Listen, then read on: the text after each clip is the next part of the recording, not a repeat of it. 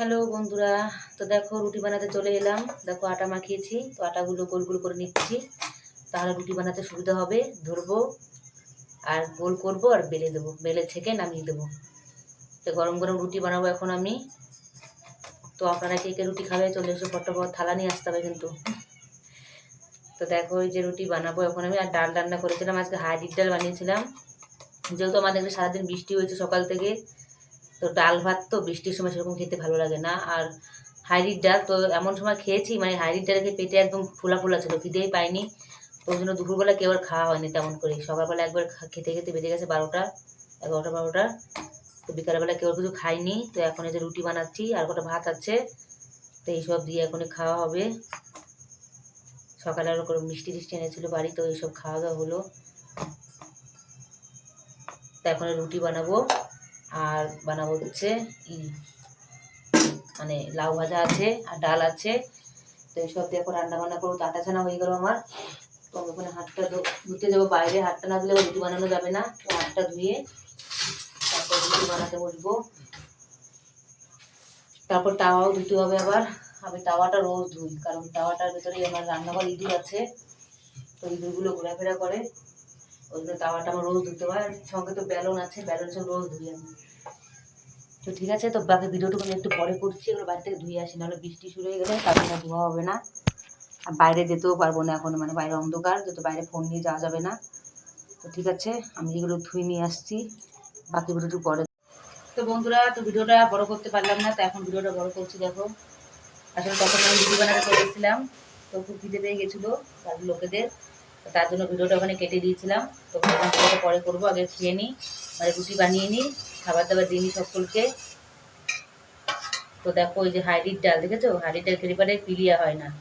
পিলিয়া মানে জন্ডিস যে রোগটা হয়, তো সেই রোগটা হয় না হাইব্রিড ডাল খেলে। তো আমি হাইব্রিড ডাল দিয়ে রুটি খাবো। ভাত খেতে চেয়েছিলাম, তো ভাত আর নেই, মানে এখন আছে, সকলে ভাত খেলো। তো আমি অবশেষে রুটি খাই। দেখো কাঁচা লঙ্কা, একটা কাঁচা লঙ্কা নিয়েছি, আর রুটি হটপটে আছে, এখান থেকে নিয়ে খেয়ে নেবো। আর এখানটায় একটু লাউ ভাজা আছে দেখো। তো আজকে এটাই খাবার আমার রাতে। আমার সেরকম খিদে পাইনি, সেরকম খিদে পাইনি, খেতে ইচ্ছা করছে না, তাও খাই, না খেলে তো চলবে না। তো ভিডিওটা কেমন কি লাগলো আপনাদের কাছে অবশ্যই কিন্তু লাইক কমেন্ট করে জানাবে আমাকে।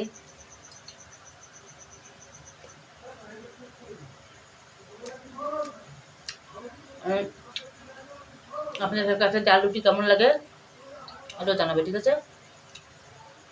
আজকে আমার হাতে ছ্যাঁক লেগেছে রুটি বানাতে গিয়ে, কিন্তু এখান থেকে একটু মানে রুটিটা ফুলে গেছে। যেহেতু আমি হাত দিয়ে রুটি ছেঁকি, আমার 3টি খুনতে কিচ্ছুই লাগে না। তো কথা বলতে বলতে রুটিটা ফুটো হয়ে গেছে, ফুটো হয়ে সব ভাবটা আমার হাতে লেগেছে।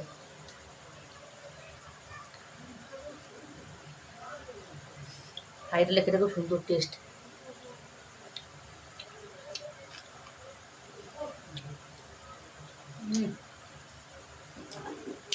লঙ্কাটা একটু ঝাল বন্ধুরা, লঙ্কা ঝাল লঙ্কাটা। লবণ নিয়ে নিলাম।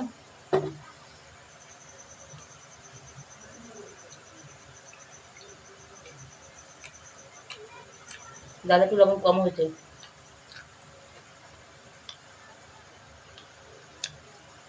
তাও লবণ কম ঠিক আছে। লবণ পুরো হলে ভালো লাগে না খেতে, সব কিছুর টেস্ট নষ্ট হয়ে যায়। কম থাকলে তাও নিয়ে খাওয়া যায়।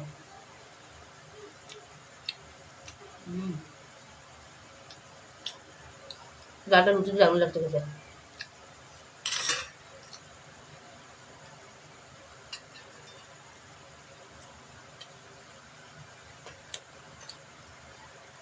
রাবারের ভিতরে নিয়ে নেবো।